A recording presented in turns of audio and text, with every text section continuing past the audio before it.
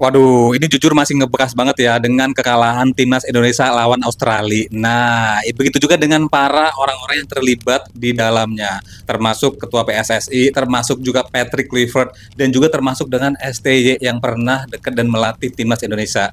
Waduh, penasaran sih. Kira-kira apa sih pendapat mereka dengan kekalahan tersebut ya teman-teman ya? Tetap di channel ini jangan lupa untuk like, comment, and subscribe.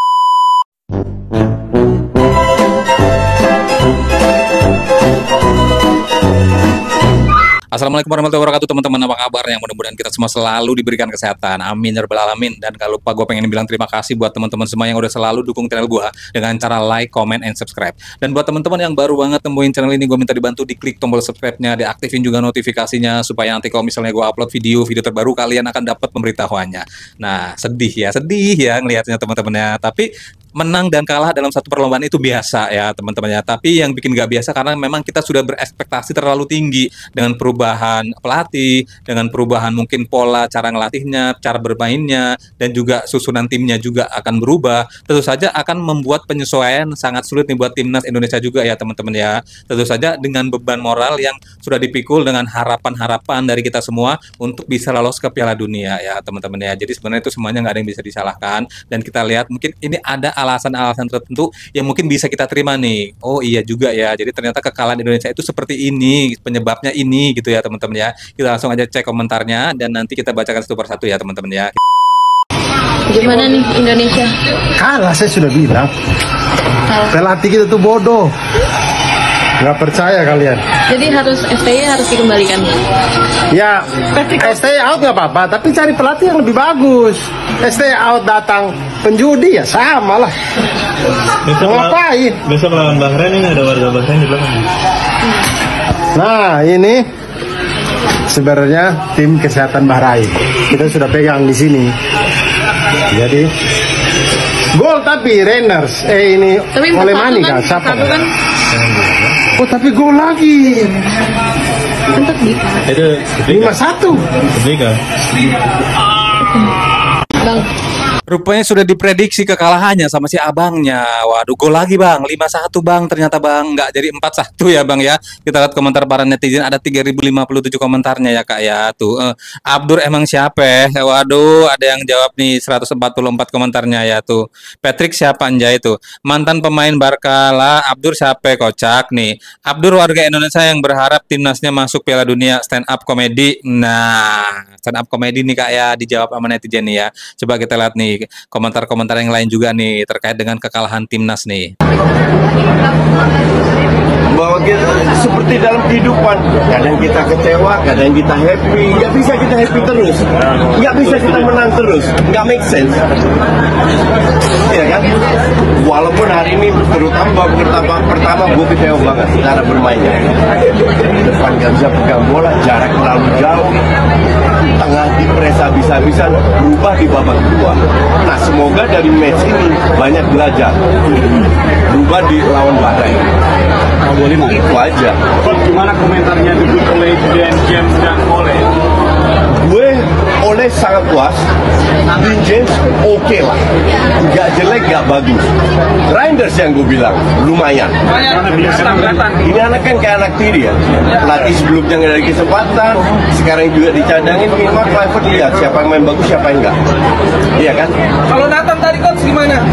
Nathan sama Tom, ya, Nathan sama Tom nggak dapat space, di press, akhirnya main ke samping. Makanya gue bilang mending main 2-3-1, tengah penuhin, saya buat wingback. Kayak gitu depan susah pegang bola. Waduh, itu dari pendapat dari Coach Justin ya teman-teman ya, si ahli strategi, harusnya begini, harusnya begitu. Nah, kita lihat komentar dari 1900 netizen nih ya teman-teman ya. Tuh. Tujuan fans timnas FOMO, 1 pengen masuk Pildun, kedua enggak percaya proses, yang ketiga menang, yang keempat menang, yang kelima menang ya teman-teman ya. Ini sebenarnya tujuan semua orang sih, kalau lomba itu pengennya menang dan menang ya. Kita lihat ada 74 balasannya di bawah. Nah, masih proses bang, ibarat rumah tinggal ngisiin bang, nggak usah bangun lagi loh. Oke nih, baru 1 match sudah langsung minta out ya. Ini bukan AFF coy, kita bukan negara yang super power kayak langganan Piala Dunia ya. Liga kita aja aja masih kalah sama Malaysia, Thailand. Teruskan ekspektasinya terlalu tinggi. Nah, kocak ya katanya baru satu match ganti pelatih pertengahan match tuh buat finishing bukan proses, kocak. Nah, kita lihat lagi nih komentar Bapak Presiden Prabowo nih. Sempat nyepil-nyepil dengan kekalahan timnas Indonesia nih teman-teman nih. Mungkin kita masih prihatin tim nasional sepak bola kita belum berhasil, tapi kita yakin pasti akan lebih baik di saat-saat akan datang. Ini juga ada tim yang baru, ya kan, pelatih baru, tim teknis baru. Jadi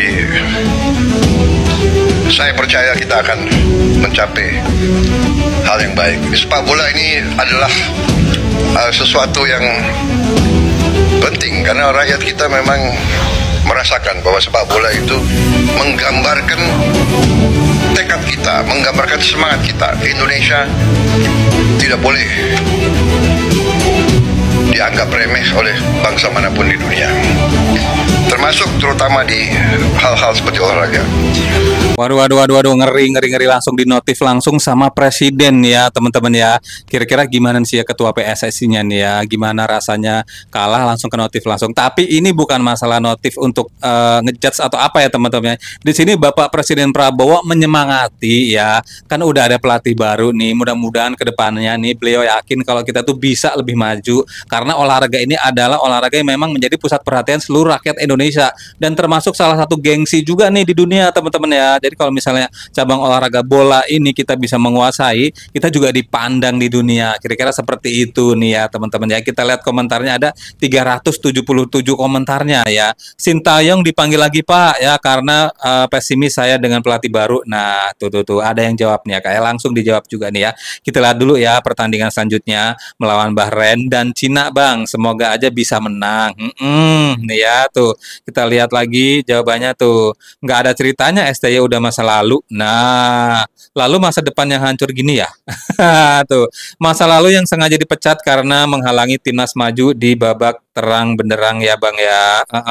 Kita lihat nih, kembalikan pelatih STY Pak. Nah, kalau timnas kalah lawan Bahrain dan Cina, kemungkinan besar STY dipanggil kembali.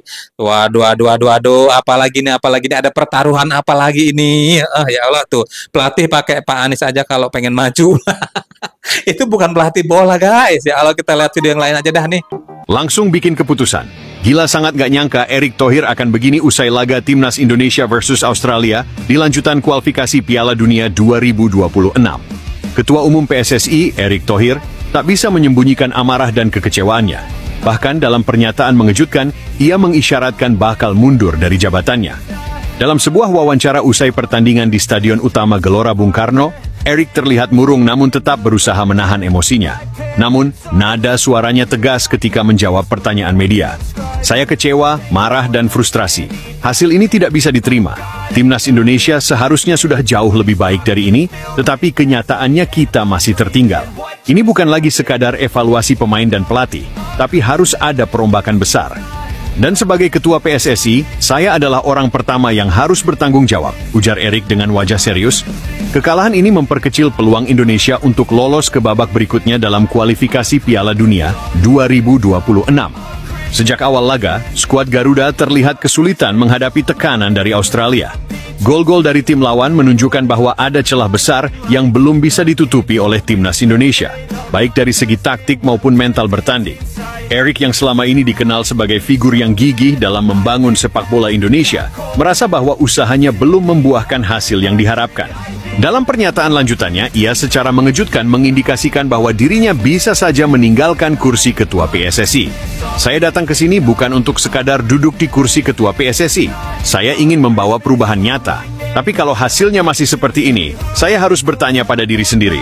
Apakah saya masih orang yang tepat untuk memimpin PSSI? Jika memang demi kebaikan sepak bola Indonesia saya harus mundur, saya siap, tegasnya.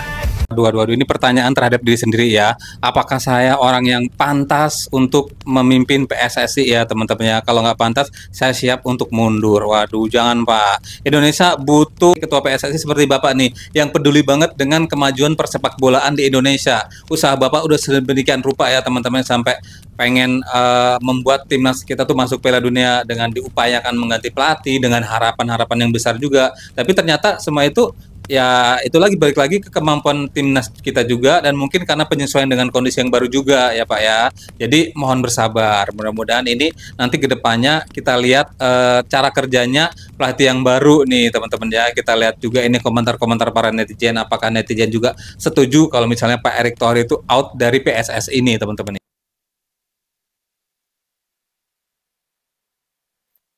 Nah ini ada komentar di Arya Sinulinga, kenapa nggak dimintai keterangan ya? Dia kan yang paling semangat pecat STY tuh. Ini komentar dari netizen ya teman-teman ya tuh. Kemarin ada janji manis Erick Thohir kalau Indonesia kalah lawan Australia bakal pecat Patrick. Coba kita lihat lagi. Saya juga sebenarnya udah lupa nih ya tuh. Pecat Patrick, kembalikan coach STY katanya. Ya nggak bisa gitulah. Nih cocok. Nah nih. Lagian ngapain ya ganti pelatih di tengah-tengah pertandingan? Nah nih. Pecat STY ganti PK. Ibarat beli Pertamax isinya Pertalite. Lah.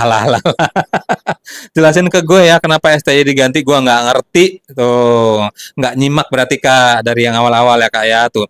Kalau masih STY mungkin timnas Indonesia bisa menahan imbang tuh pertandingan tadi ya teman-teman. Nah, itu yang disampaikan sama komentar-komentar para coach-coach tadi ya, karena pola bermainnya STY dulu hanya bertahan ya, hanya menahan gitu teman-teman. Jadi pengen yang sekarang itu dengan pola permainan yang baru, tapi ternyata Australia juga udah punya teknik baru juga. Mereka juga lebih cerdik ya teman-teman dengan melihat situasi ini. Kayaknya Indonesia bakal merubah polanya nih dengan pelatih yang baru, dan mereka juga mencoba untuk mengikuti perubahan juga ya teman-teman ya.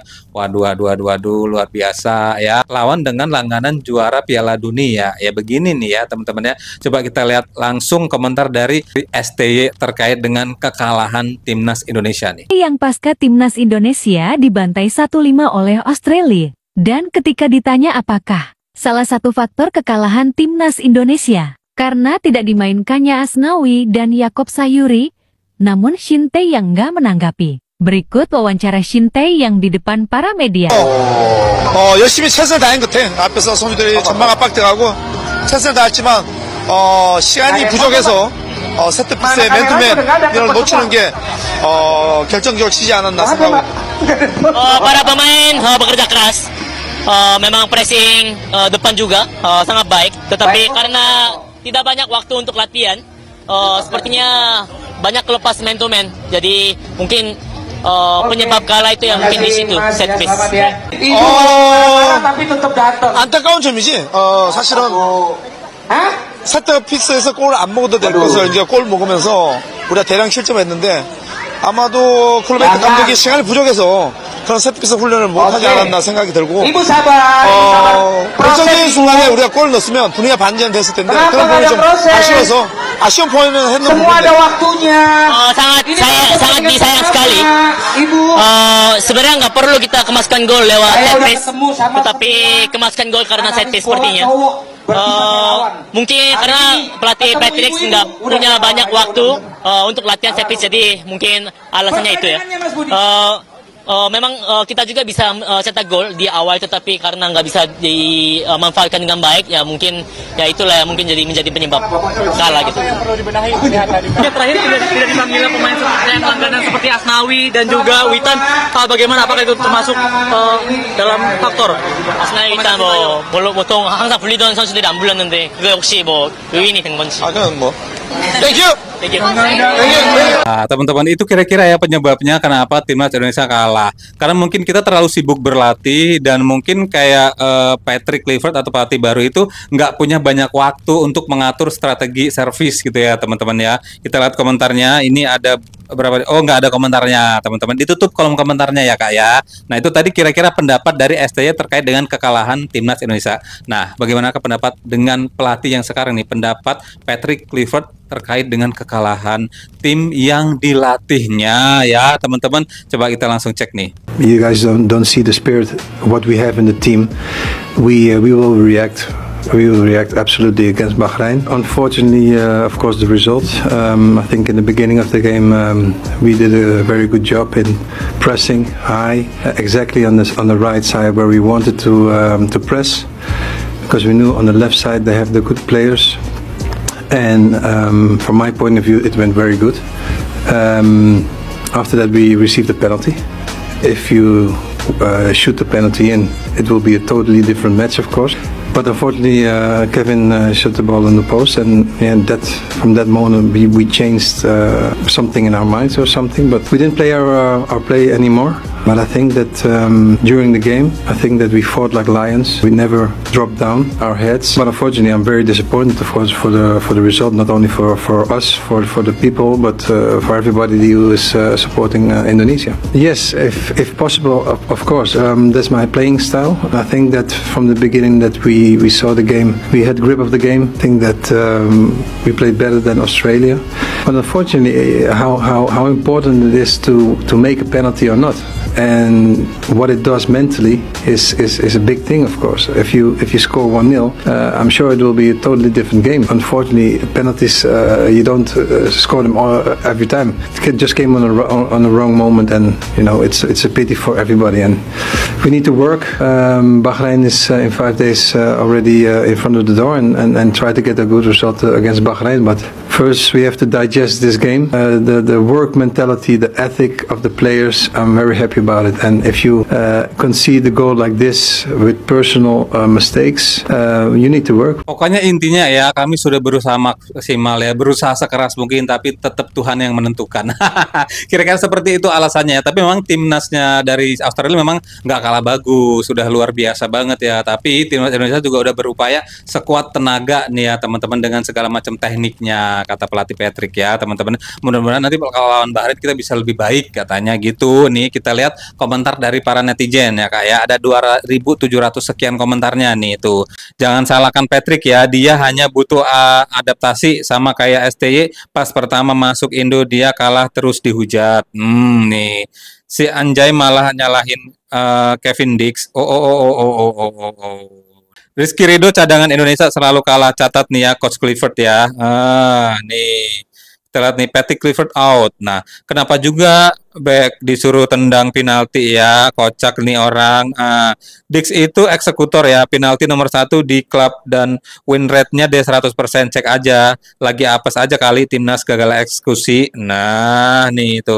Ternak ST-nya itu nggak ngerti bola, taunya tahan parkir tank sampai imbang. Kalau gol dan menang itu dibilang keberkahan, bukan karena taktik seperti tadi timnas full offensif. Tuh ya. Kalau ini sama dengan pendapat-pendapat yang tadi di awal nih. Sebenarnya tim kita udah maksimal. STI juga bilang kayak gitu ya teman-teman ya tuh.